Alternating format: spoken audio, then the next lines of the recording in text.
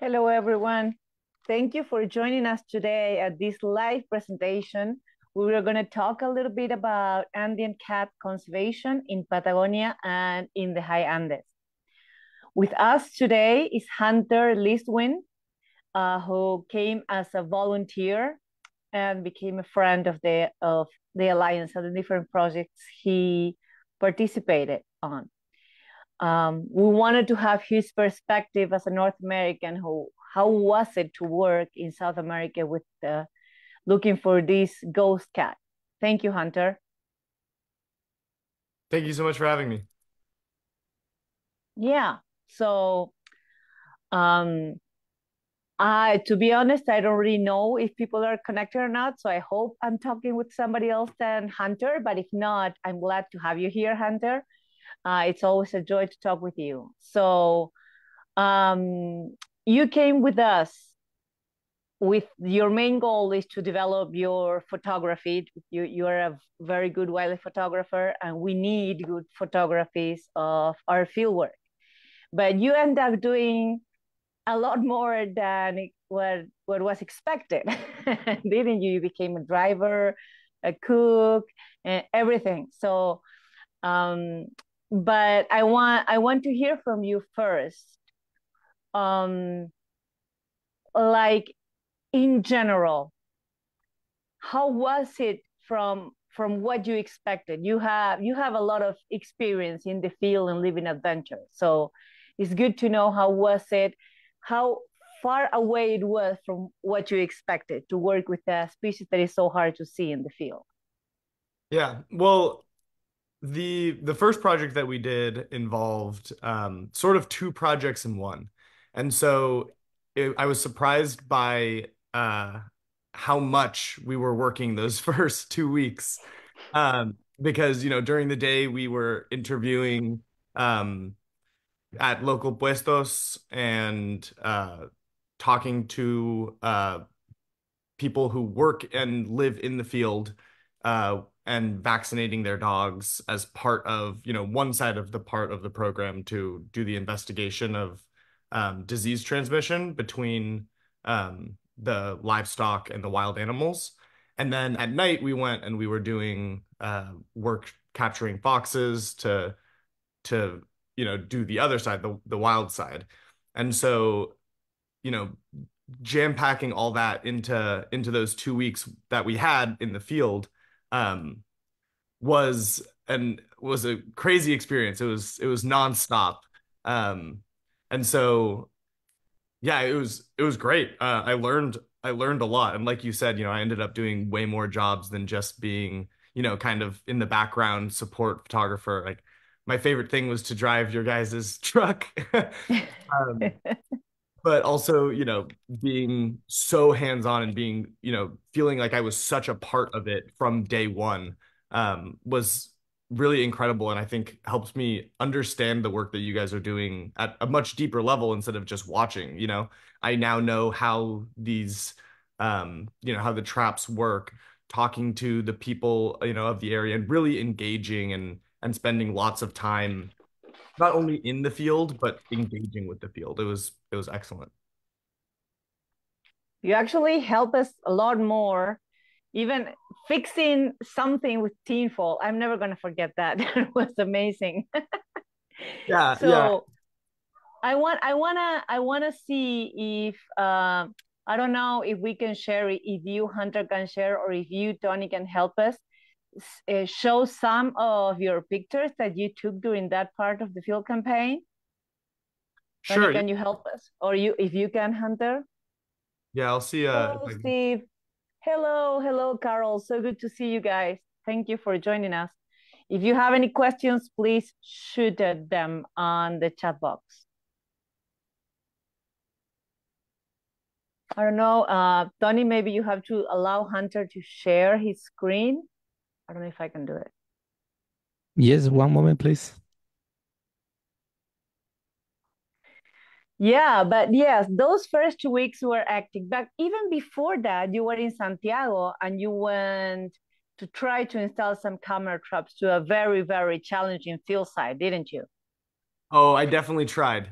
Uh, Yeah, it was a very challenging field site, and I wasn't able to make it all the way with all the gear. I was a little bit over ambitious, thinking, oh yeah, for sure, a hike one day, no problem. I'll load up the pack with all of the camera traps and the lights and everything associated with those traps, and it was incredibly challenging. And I think, an hour or two in, um, Bernardo and I looked at each other and we were like, well, no, I looked at Bernardo and I was like, this is not gonna happen. And he was like, "All Well, right." each one of your cameras with the lights and everything weighs a lot. It's like 15 kilos, you told me. It's like 30 pounds. And you Yeah, were carrying three of those on a very technical hike. So yeah. yeah, you can say you were a little over ambitious, but Oh, yeah. well, it's a good thing that some of the cameras were left there and maybe took some pictures. I don't know if you have any success with those. Yeah, I think so yeah, I left a camera trap with Bernardo and he actually got a photo of an Andean cat with it. I haven't heard an update since then. I don't know if he's gone and checked again, but at least my gear was successful. Maybe not me, but Oh, come on, giving come on. It was a giving the right tools to the right people is super important. I know, but it's a very technical hike. Like next time you come, you maybe can take your cameras up there and just install one yourself. Yeah, Sadly, we did not find any Andean cats on the one that we installed in Argentina, in Villavicencio. correct. Yeah. But you got a very other kind of fascinating experience there. I didn't see the pictures of those yet, of that encounter. Do you Yeah. want to tell Steve, Carol, and whoever else is connected a little bit about what that was like? Sure, yeah. So we went to Villavicencio and it was I think the first day that we met each other. You picked me up from the airport and we went to this beautiful park and we met with one of the park rangers who had seen a couple days ago or the day before a family of puma. And so there was the mother and three cubs and they had just recently made a kill and were sort of hanging around that area um, of of the kill, sort of eating it on and off and just relaxing after a hard hunt. And so we went by there and saw the carcass and we couldn't see them anywhere, but we saw some footprints and so we were following them around. Um, and then we found, well, I did not, but um, with some incredible eyes and understanding of these cats. We ended up seeing across this sort of river the one of the cubs, and then looking a little harder, another one, and then the mom, and then the third. And so we saw this family of puma just absolutely perfectly camouflaged into the landscape. Um, and the cubs were large, right? They're about teenage age, so like our teenagers, right? They're the size of adults, but they're not quite they're still pushing boundaries and testing. And in a place as remote as we were, it was probably their first time seeing people.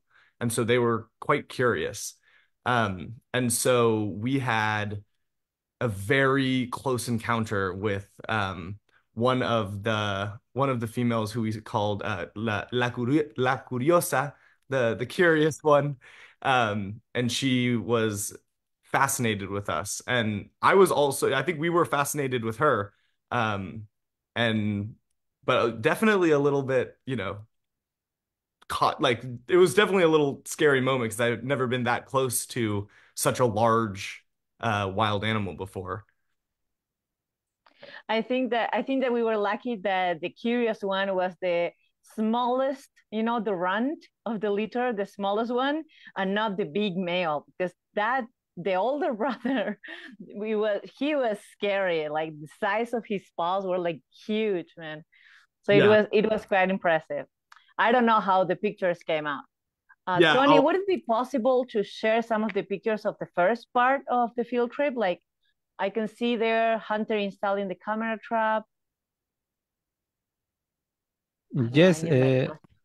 estoy compartiendo, pero justo eso quiero verme. Como hay un poco de retraso en el vivo, no sé si se está viendo. Se Pero está supuestamente viendo, ya está. se está viendo sin pantalla compartida, se está viendo, digamos, la foto pequeña. Dale. A ver, déjame ver.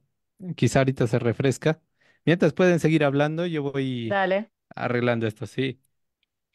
So yeah, your field trip, your part that we shared together in the field hunter, um, started just like that, like with a first, very close encounter with three mountain lions. We found them again the next day. We went to install a camera trap. We went to see some places where Andean cats appeared, and you put aside and you put one camera. Sadly, we did not get pictures on that camera. I was really hopeful about that one, but it was there a short period of time. I think it should have been longer because one thing that we have seen with these cats is that they appear in the cameras for a while, and then they just may disappear for 4, 5, 6 months. They probably go to another rocky outcrop and then they come back. So um, but yes, and then after Villavicencio, we went and pick up the vets that went with us, Sofia and Valeria, and we traveled south. So yeah, Yeah, that's between you. I yeah, kind of recognize the hoodie after seeing it for 2 weeks. yeah, that hoodie and those pants for 4 weeks I was wearing every single day. Um, Well, they're really good pants. oh, they're great pants. And that hoodie started blue. I don't know what color Yeah. it is now, but by the end of it, I was definitely much more camouflaged than I began. Well, so here you are installing one of your cameras. How do you want to explain to the people watching the presentation how the cameras work? Sure, yeah. So this one is one of the trail cams that you guys use a lot in the field that has a motion sensor, and when movement happens nearby, it triggers the camera and it takes. And so that's a tool that's used a lot throughout conservation, um, including the Andean Cat Alliance, where it's a great tool to put out in an area that is identified as a pathway or a corridor for these animals. And then without having to be there, you can see all the wildlife that passes through. And especially for a species like the Andean cat, or even some of its, close cousins like the gato pantanal, it is or not Pantanal, sorry. Remind me? Yeah, all of them. Yeah, all of them. Pajonal you're looking for. You're looking gato de pajonal. Um, and yeah, you're able to see, these animals that are really difficult to find otherwise. And so it's a great tool with, in conjunction with knowledge of the area and knowledge of these animals that can yield a lot of photos and a lot of information that is otherwise, not able to be had by people. Um, Mine were a little bit more advanced because they had a laser system, so it's sort of a transmitter and a receiver. And when that laser beam gets blocked, just like a garage closing, so it doesn't, close on anything. When an animal passes through that, then it would trigger the camera. And the camera, in my case, is larger. Yeah, so there's my system. A larger DSLR, digital single lens reflex. Um, and yeah, there it is. Um, and it would take photos, and then I also had other lights. This specific setup didn't have lights, but the lights because, for any time of day, it'd be able to take a photo of the like whatever's crossing the beam. So there we see Cynthia checking the beam for me and making, or no, that's not Cynthia. That's It's Juani. Juani. That's Juani. Juani. Yeah. Yeah. You can see for people viewing us right below Juan is the guy that is faking to be a cat or a puma. Right next to his arm is where the laser beam sensors are installed, and where the blue hoodie is Hunter installing the camera. Thank you for everybody that is joining. I've seen a lot of people connecting that are our friends and supporters, and we have our first question. Thank you for that, Stan. So any other questions you have, please just throw them in the chat and we're going to be answering while we talk. This has to be interactive. We want to humor you viewers and answer your questions. And if you have any specific questions for Hunter in his first time in the field, it's great. Yes, Mauro, that one is Juani. He doesn't like to be in pictures, but now, yeah.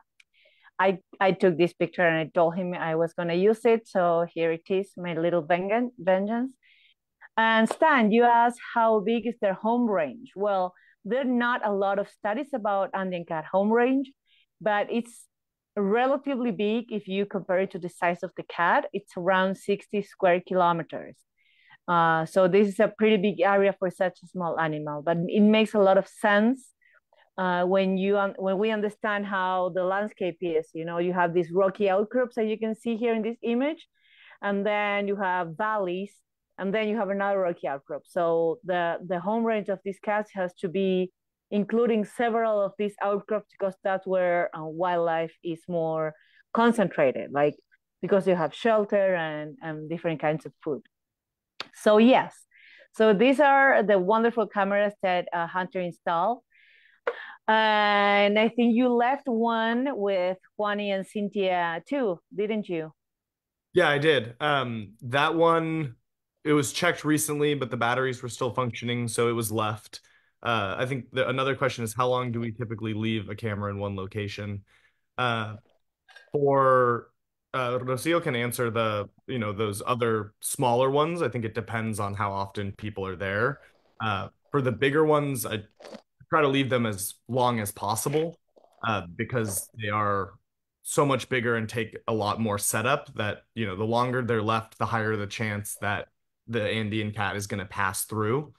But I would say no less than a month. Definitely more than a month and pretty much as long as the batteries last. So I think it was 3 months we left. 2 months? I think more like 2 months. Yeah, two Because months. it was, yeah, we installed it in August, didn't we? Until October. So yeah, Yeah. it's 2 months. Yeah, so one of them we left for 2 months. The one that is in Santiago de Chile has been there for 4 months now. And then also the one in Jujuy, we checked it after 2 months, but then we left it there. And hopefully there's something on it right now. Hopefully.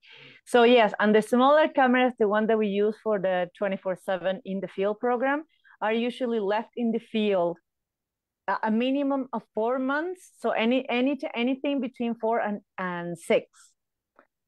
Usually it depends in the fact that if it's gonna be somebody visiting the camera to change the batteries. Because if not, usually after 4 months, the batteries are dead. But in some areas, we have some monitoring stations. These are cameras that are in the field permanently, and they just get the batteries replaced. We have 3 locations like that right now. So yes, moving on. So you stay with us. I don't know, Tony, if we have some images about the dog program, the vaccination, and that. Well, but you already told a little about it. It was a crazy pair of weeks because we were not sleeping more than 3 hours a night, so it was exhausting. But in the end, we were even successful in capturing a fox, and we vaccinated more than 100 dogs and cats. So it was a really good campaign. And Hunter took this beautiful picture of Planeta and me in the back. Planeta is the beautiful one. She is one of our reproductive females in the livestock guardian dog programs because we also visited the breeding center of livestock guardian dogs.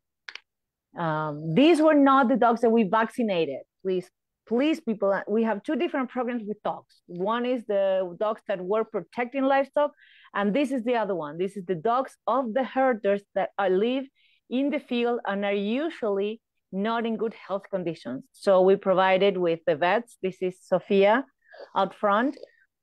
She has a PhD in conservation veterinary medicine. and she's doing a analysis of how some diseases may be shared between domestic carnivores and wild carnivores. So we were working with her, vaccinating the dogs and providing basic medical health to these animals. Anything you want to add about this experience, about working with the dogs and the people, Hunter? How hard it was for you to, work with these people? I don't think it was that hard at all. What was really interesting is at first, when you come, there were many of the households we visited, their first reaction was, "What are you trying to sell us?" Or, "Who are you here with?" And then after, some introductions and explaining the work, then they became really receptive and said, "Oh, okay, if you're here really just to help and to vaccinate the dogs, yeah, absolutely, we'd love to." And it led to a lot of mate and a lot of bread that was had during these days. And yeah, a lot of really like interesting people that we met that were, yeah, like I said, at first, maybe not as receptive, especially the people that we hadn't built relationships with. But it was one of the things that I learned, that it's so important to build relationships. And Rocio, you were so good with that because, coming as El Gringo, whose Spanish is not so great, or, it's not 100%. I think that there would have been a lot more resistance, but being able to, foster these relationships where the vaccination of the dogs maybe took 30, 45 minutes, but we were there for, 2 hours, 3 hours. And so that the rest of that time was, building relationships, asking questions, and sort of like an information share that is so crucial because, who knows this landscape better than the people living in it? And I think that, you were very open to learning from them, what they're seeing and what's going on at their house and in their home and in their home range. And the more that that trust was built and the relationship was built, the more they started asking questions about the veterinary health. And Sophia was able to answer questions for their dog specifically. And so it's a really, that was the thing that I guess was more challenging than I thought it would be, or took more time, was sort of building that relationship. And before going, I'd say like, "Oh, well, that's not important." It's, we're doing wildlife conservation. It doesn't matter about the people. But the more time you spend, you realize, well, no, it absolutely does. It's the one of the most important parts. Yeah, thank you for that, Hunter. I do think that we learn while doing it. When I started, more actively working in the field for wildlife conservation, I had a hard time listening to people where, when they were telling us they were killing pumas or things like that. But then you learn to understand that these people, they don't have bank accounts. They have goats. Their goats are their bank account. And if a mountain lion walks in and kills 30 of their 100 goats, it's like a big percentage of loss if you transform that in numbers, like in a bank account. Nobody wants that. So the more important thing is to try to help them coexist with wildlife. And for us, it's very important that these people have their dogs and cats in good health conditions, because these dogs act as carriers of disease to the wild. I did see 2 questions. I don't see all the questions. So if I miss one, please, and if you read it, Hunter, somebody else can answer it or just name it. Like Mauro Lucarini, who is one of our viewers, he is one of the founding members of the Andean Cat Alliance, and he's adding more information in the chat box about how do we need to work with people and develop these relationships to be able to do effective wildlife conservation, and also how the cameras that we do have in the field in these permanent monitoring sites are to measure how effective our conservation actions are, because it's not working with Andean cats is not as easy as measuring other big species. Like it's not like working with elephants or giraffes that we can count them. Not even it's not even like working with guanacos or vicuñas are in the same areas that we can count them. We cannot really count Andean cats easily. So trying to answer your question, Javier, about if their numbers are going up or not, we don't really know if they are going up or not. We know that we are still having a lot of cats killed, and the population global estimate is less than 1,400 adult Andean cats in all its distribution. So we cannot tell that the number are going up or down right now, not quite yet. We are getting close to be able to do this kind of estimates, but it's not an easy task because it's very hard to measure in such a wide area how the species is evolving. This is why we have the cameras in some of the sites that we are working with communities. We want to measure our conservation actions. So yes, developing relations with people, it's more than needed for doing wildlife conservation. It's the first very important step, because if we don't work with the people living there, there's nothing else we can do.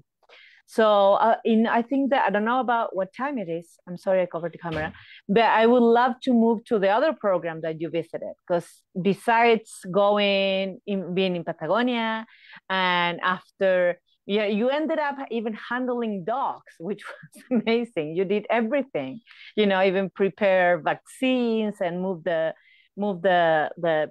blood sample from one side to the other, everything. Not just the photographer and the official driver of your beloved truck, but also you did everything else in the field. And I'm really, really grateful we had you there. But after you went with Sofia, Valeria, and myself to Patagonia, we came here to my house in Carlos Paz, and we met with Cynthia, and you drove all the way up to Jujuy. For people watching at this live session, the distances here are quite large. Like Mendoza, from where I live, is like 6 hours, 8 hours away. And then the drive to Jujuy is like 10, 12 hours away. So they're pretty long distances here in Argentina, because it's a long country. And we went to northern Patagonia first, where we did all the activities of the positive action programs. And then they drove all the way out to the northwest tip of Argentina to collaborate in the education program and to install some camera traps. So I was not here with you, Hunter, and sadly, Nilse was not available to join us today. So what do you want to tell us from this part of the experience? Because here you did completely different things. Yeah. So yeah, it was an excellent supplement to the first 2 weeks, because conservation is so multifaceted, and like we talked about, engaging with the community is paramount. And so being able to go and engage with the community in a different way was super interesting and insightful. And so with Nilse doing the Kid Reporters project, we were able to spend time in a school talking to kids all ages in elementary school. So I think first grade through eighth grade It ish. looks like kids liked you. Yeah, they The definitely gringo. yeah, they definitely took a liking to me. And it was interesting, and sort of the same thing that I was talking about, sort of that information trade that we had in the northern Patagonia in Lagunillas, which is where this was. It was, doing that information trade as well. And so in a school, it's a little more formal setting, but it was still that same sort of idea where a lot of these kids are also out with the llamas in the field. And so asking them questions and sort of kind of reframing and saying, well, again, who knows this place better than the people who call it home, was a really interesting thing to be a part of, and to listen, and asking, well, do you see this animal? What do you call this animal? There's a lot of knowledge that these children have. and their like the value that they can bring to the Andean cat and the entire, environment is much more than just sitting down and learning and being told, this is important. Um, I think the other thing that was really interesting to see is part of the teaching that Nilse was so good at doing and engaging with the kids, especially with these like kind of the Andean cat masks that you're seeing them wear, um, is that sort of fostering this sense of like stewardship over this cat. Because like you mentioned, in the northern Patagonia, but also in here in the north in Jujuy and Lagunillas, a lot of times the wildlife is seen as sort of like competition. And so being able to say like, oh, look, we're wearing these masks. These are, our animals, not ownership, but rather like spiritually like, oh, this is an animal that lives where we live. And so we're neighbors. And fostering that sort of sense of connection with the environment was super cool to be a part of. And the kids loved it. They're so engaged. Um, and with the camera that Nilse brought, taking photos and the I don't know exactly how the program works in terms of time, but each kid is able to take the camera. The camera sort of belongs to the school, and take it home and take photos of whatever is exciting to them and whatever they want to share. And so it's just another medium to communicate, back and forth. Very, very interesting stuff.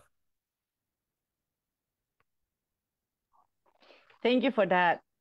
Yes, Niels took more cameras before the Vicuña festival, and like more of the kids were taking more pictures. Oh, thank you, Tony, for that. Tony saying in his question, he says like we became fans of this picture because we believe it represents what the education program means. And I think it's very much related to what you just said, but what does it represent for you? I think it represents like the kids learning and then taking sort of that stewardship that I was talking about of the Andean cat, sort of saying, look, we all live here and we're all part of this environment. And so, the exercise that Nielsen had, which is where everyone was wearing these masks, there were some kids that ended up never taking them off, even after, it was like, okay, we're done here.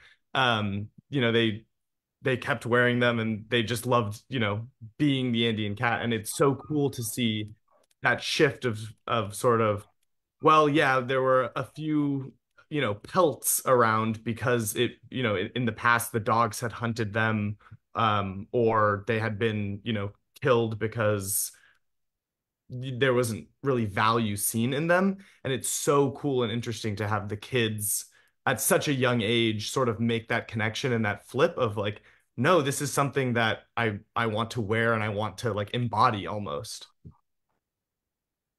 Oh, thank you for that. And yeah, so as I was telling you, the final activity for this year was a little bit chaotic. Working with kids usually is I really have a deep, profound admiration for teachers in general, because 2 kids is good, 3 kids it's like way too many for me. But the final activity was done this year and it was really successful. And I think this is like the whole idea: kids learning to see the world differently through a lens.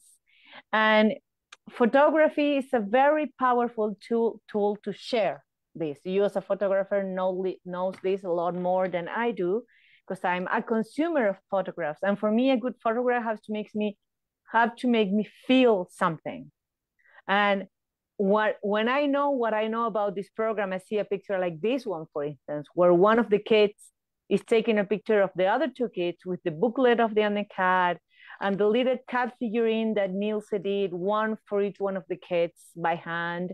And I know that everything that is behind it, and this picture for me is very, very powerful.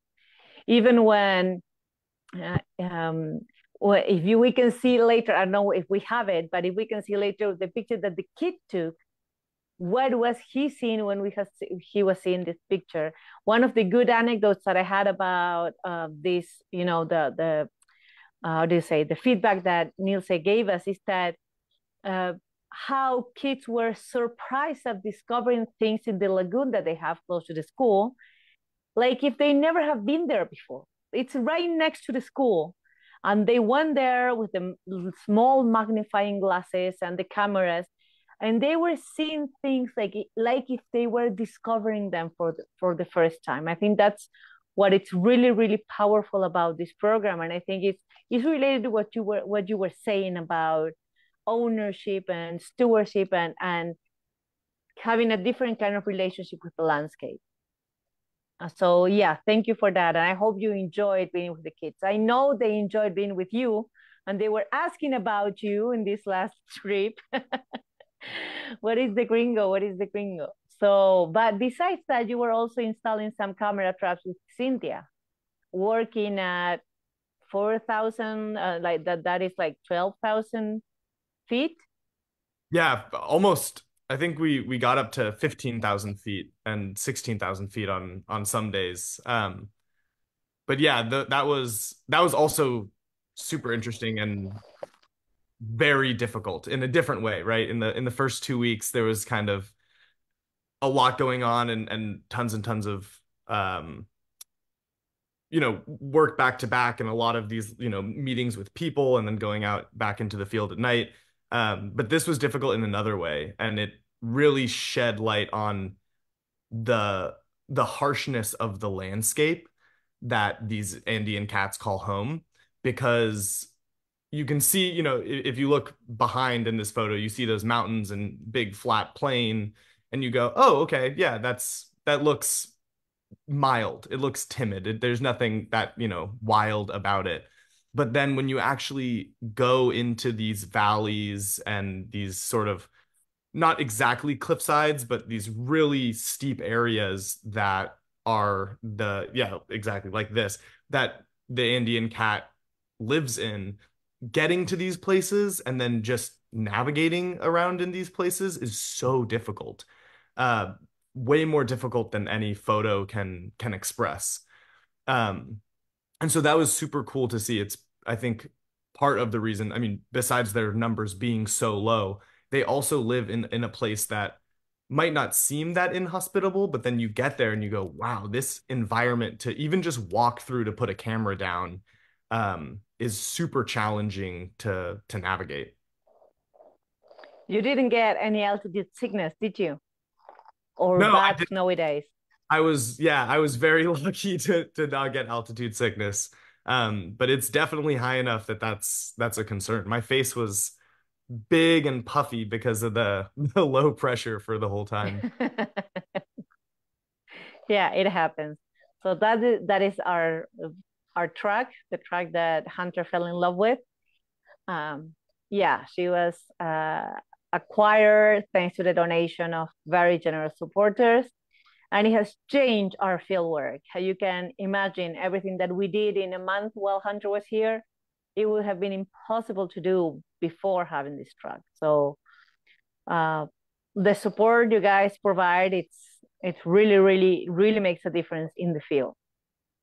Yeah, so I would like to know. Yeah, go ahead. I was just gonna say, I spend time in the field, and my tools and are very important to me, and I love my tools, and I actually can't imagine how you guys did the work you did before this truck. Like, it's part of the reason I fell in love with it and I wanted to drive it every single day, was because it unlocked so much. I can't imagine doing the work without it. It unlocked such a like so much more access to this super rugged landscape and such a large area that you guys cover in your work, that I honestly don't know how you guys lived without it. And you need like a vehicle that you can really trust.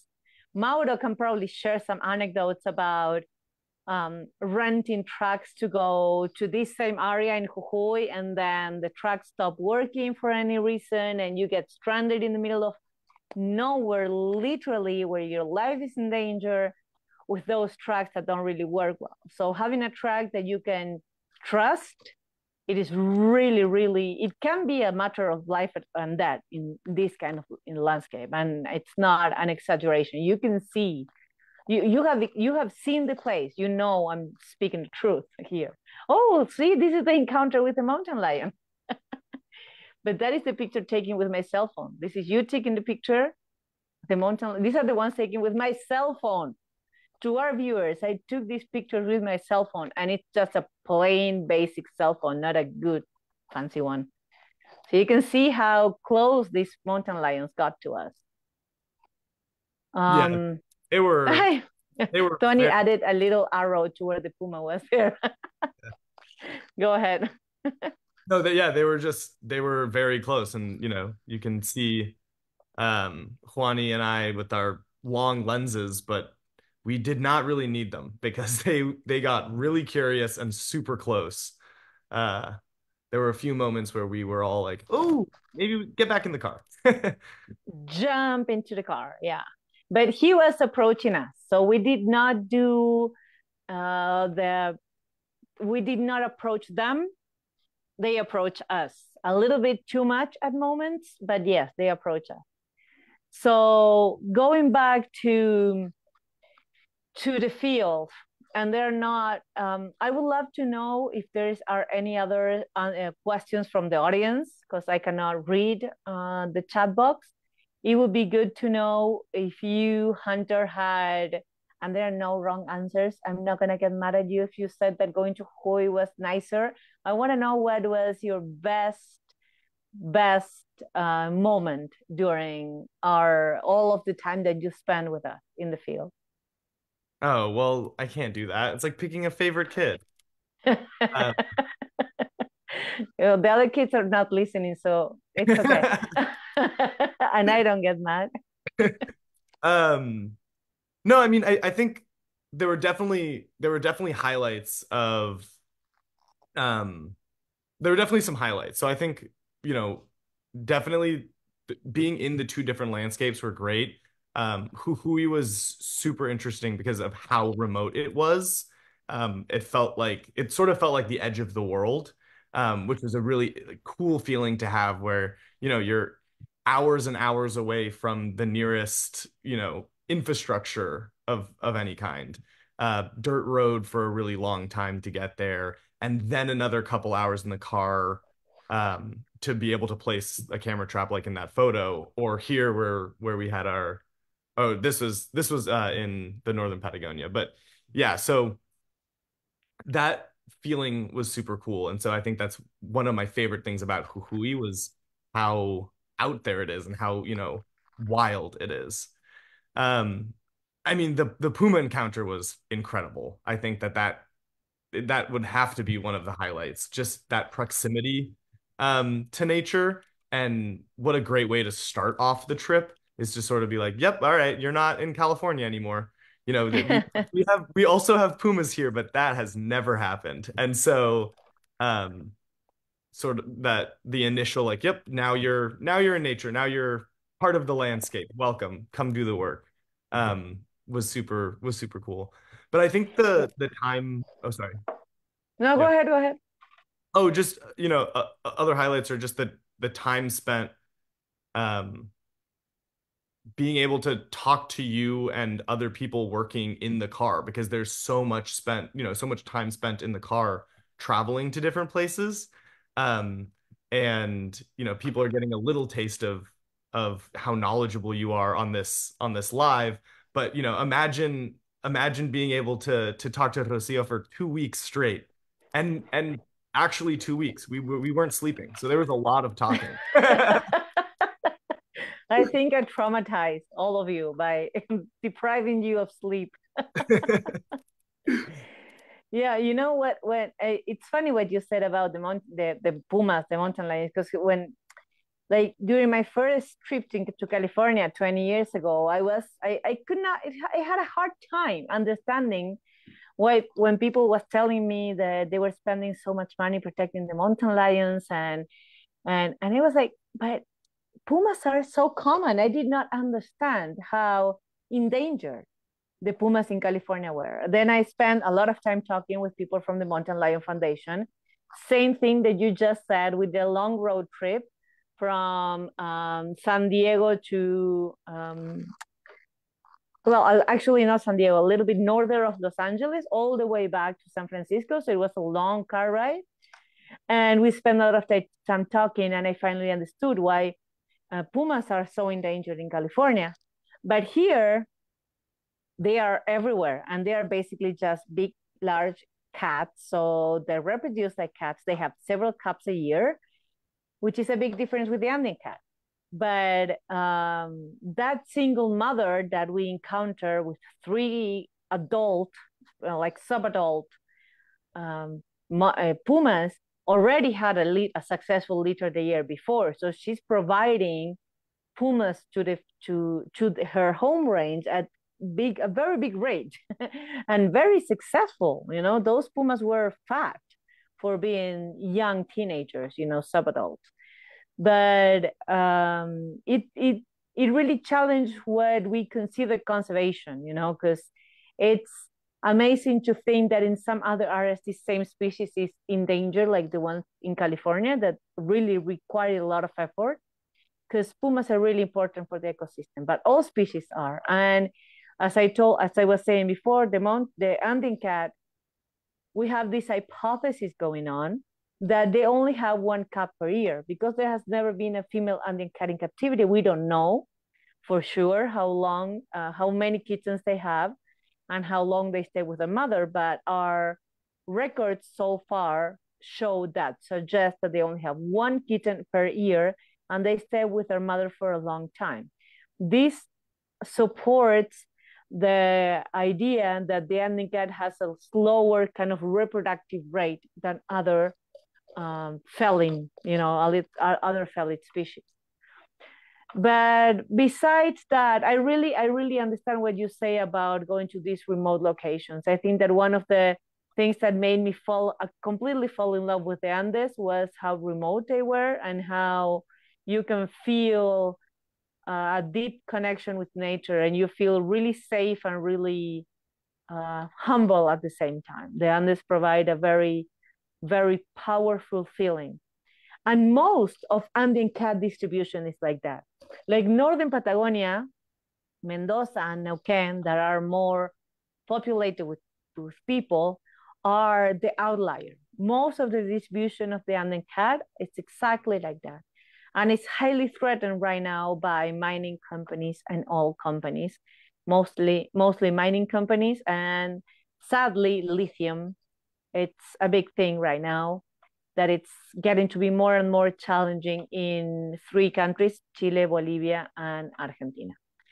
So I don't know if we have any questions. So if somebody wants to know something else about hunters' experience in the field, because if not, I can probably ask a couple more questions.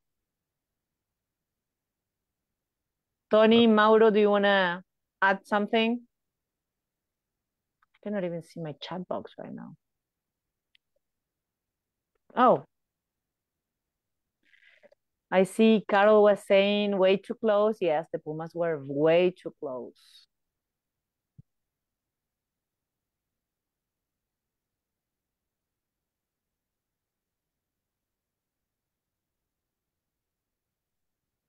Give me a second.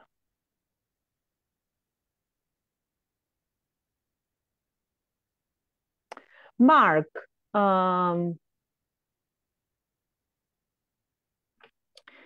we have 2 questions / comments. Mark Stables is asking about a photographer from Tucumán that took a picture of an Andean cat and published it in a book in 1989. I think there were very few records of the cat, but I think I know the picture you're talking about, because it was one of the 2 only existing pictures that were at the time before the 90s. where all the research of the Andean cat started. I don't know what book would that be. Mauro, I don't know if you have any idea about this.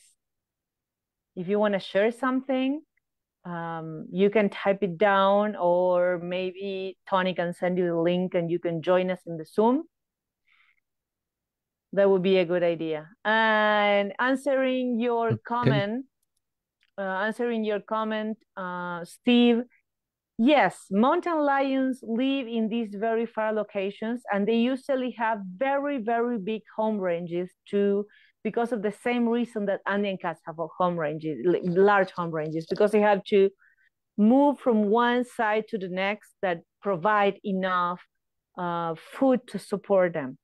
Also, usually mountain lions in Andean regions are usually quite big, not as small as the one in the Amazonian forest, for instance. They are large animals, and they hunt on guanacos and vicuñas. There are native camelids that provide a good food source for pumas. Yes, pumas in the high Andes are pretty impressive. I think I saw another question.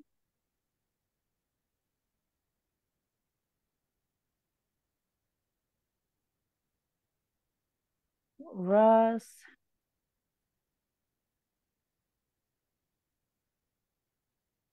Okay, so Steve, answering your comment, Jim took the first really good picture of an Andean cat, but it was not in Tucumán. And it was not the first picture of the Andean cat. He was a very good quality picture. He waited for the cat, he followed the cat around, he took fantastic pictures, not just of the full-size cat, that he won a Rolex award for that picture. Also the cat popping up behind a rock. So he got a bunch of wonderful pictures. And he, after that, he kind of like pushed forward the conservation of the Andean cat. And he helped us start as an organization, as the Andean Cat Alliance. But there were two previous pictures of Andean cats, not as good as that one. Maybe that was what you were asking about, Mark. And the other question that I just saw is, I'm sorry, I have to jump to the chat box. Sí, ya te vi, Tony.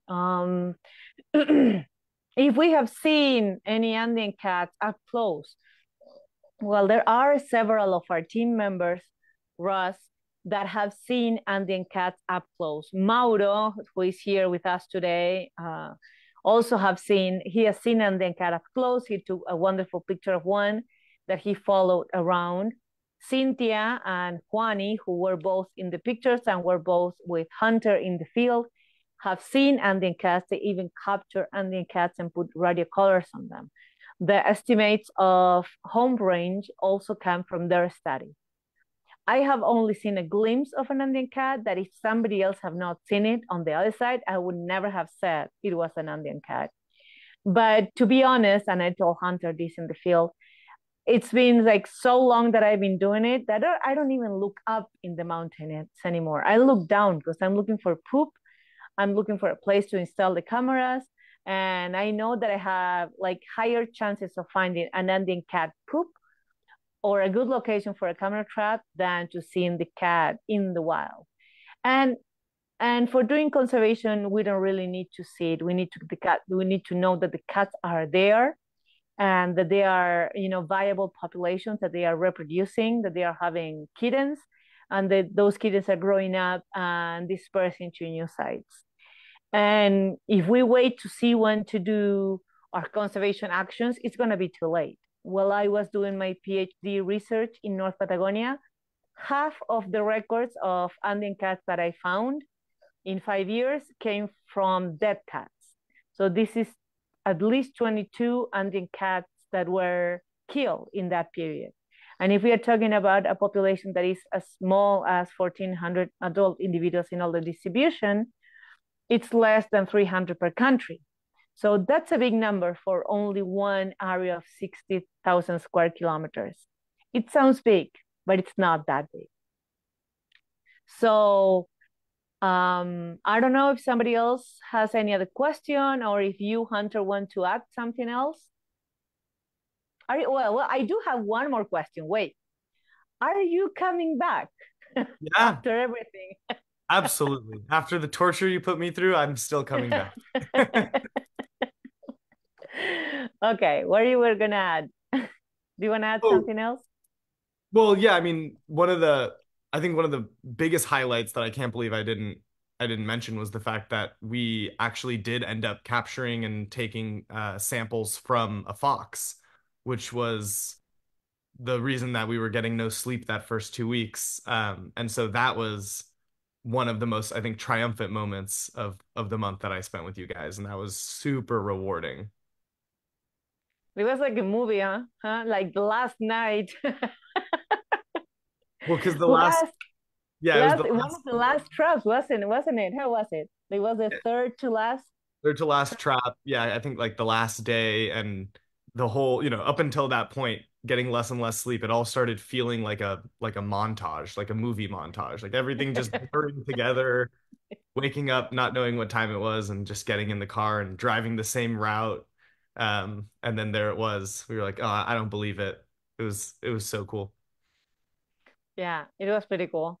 Well, we are planning it a little bit different for the next field trip. So you're gonna be able to sleep the full night if you can. The luxury. Yeah. Okay. Okay, guys. Except somebody has like a last minute question. Um, oh, Mark, you said it's interesting how we learn to respect animals without having to see them. Yes, because we don't need to see them. We see them through, videos of the cameras that we put in the field, and we learn that they are there, and we see with the cameras in the monitoring station that Bernardo Segura has in central Chile near Santiago.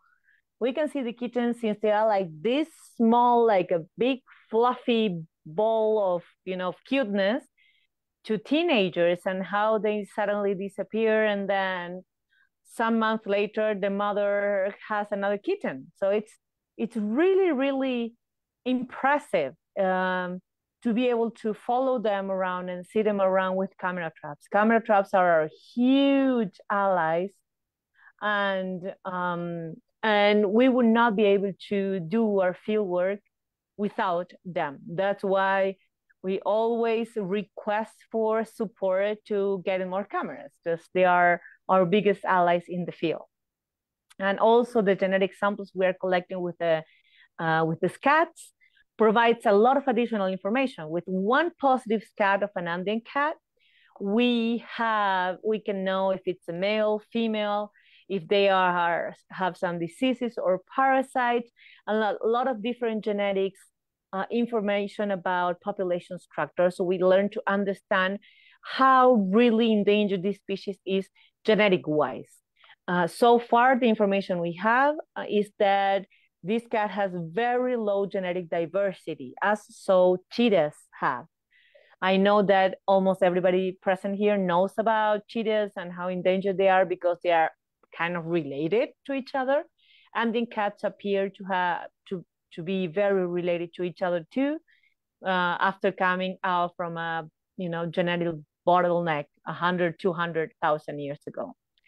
So let me see. I've seen some messages popping in. I'm sorry if twisting my head because I don't know why my chat window is like this. Okay, so the photo that you were talking about, Mark, probably is the Wikipedia page. I don't know, Tony, are you projecting that so we can see if it is? And when are we coming back to Expo in San Francisco, Javier? I go twice a year. I go in April and in October to San Francisco. If anybody wants to meet, just shoot us a message through our website, gatoandino.org, or you can leave a message on Facebook, Instagram. Tony will answer you, and we can meet, and you can come see our talk if we have one at Expo. Oh, how was Hunter's Spanish? Let me see if I can see the picture. Oh, no, this is Jim Sanderson's picture. This is not the one that I was talking about. This is one of the pictures that Jim took of that really good cat, really good camera. The one that I was talking about was from those very old cameras that are a little bit blurred. I can look for it and we can make like a short article for Facebook and Instagram later with that story if you want. And Hunter, how did you feel your Spanish was? And was it important for you? It was super important. Mejoré cada día. It was getting better every day. And it took me a little bit to also adjust to the accent, and there was always, fun conversations in the car about like, oh, what does this word mean here? Because, Spanish changes so much dialectically from region to region. But I think it got better. What do you think? I think you got better, of course, and I do think it was important. I think that people changed their attitude towards you once they knew you because you understand Spanish really well, a lot better than you can speak it. Like a lot of people have, in Argentina has the same thing with English. People understand English really well and cannot really speak it. But when people knew that you were understanding Spanish, they were started talking to you. And when you were able to answer a little bit in Spanish, I think it creates a different connection. So speaking the local language is always important. I do see a couple of comments here. One question from Elizabeth. What is the extent of their geographic range if they are located in Peru? Yes, Elizabeth, the answer is yes. The Andean cat goes from central Peru through Bolivia and Chile all the way down towards central Argentina and central Chile. And it's located in all that it's called the high Andes and in northern Patagonia in Argentina. And Lily, who is also here with us today, who is also another founding member of the Andean Cat Alliance, is sharing the information for you, Mark, about that picture that was taken in Tucumán. It was probably in a paper published in 1986 by Scrocci and Halloy. If it's a paper, you can probably search for it with the names of the authors. Do you know the name of that gato, Mati? Mati, that gato is called Andean cat, gato andino. The Andean cat is this particular species, very unique in the past. It had its own genre, but it was changed recently, and now all the species have the same, all the species of the Americas of small cats have the same genre. Here you can see a mother playing with her kitten from Santiago. See, this is one of the videos that we can obtain with permanent camera traps in Santiago. Oh, that's a great idea. I think we should do that, Tony. What do you think, Tony, about doing a short, like a photographic record of the first pictures of the Andean cat to what we can see now? You can put the video again.